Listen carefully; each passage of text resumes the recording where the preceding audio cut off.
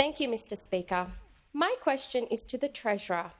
How will the National Reconstruction Fund help to address some of the challenges, opportunities and risks facing the Australian economy?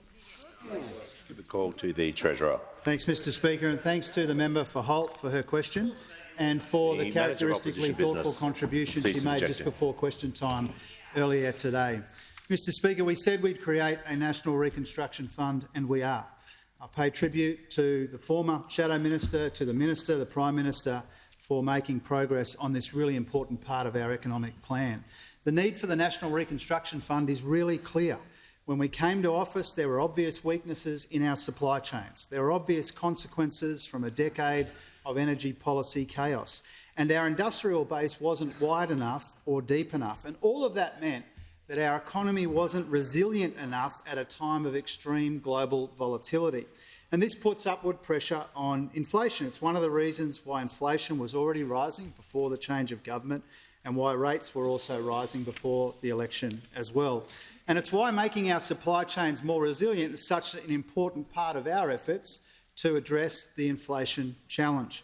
Now, the National Reconstruction Fund is all about grabbing the chances that come with a changing economy. It's all about creating more economic opportunities for more people in more parts of our country, including the regions and especially when it comes to manufacturing.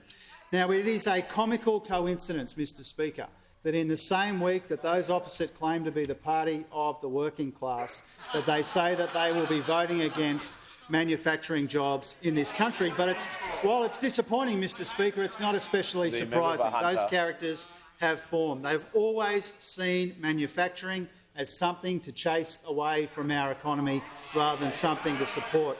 They voted against taking some of the sting out of the gas prices, which were hollowing out manufacturers and risking sending them to the wall. They voted against the direct assistance for households and small businesses, and they wasted money in the budget at a time of rising inflation.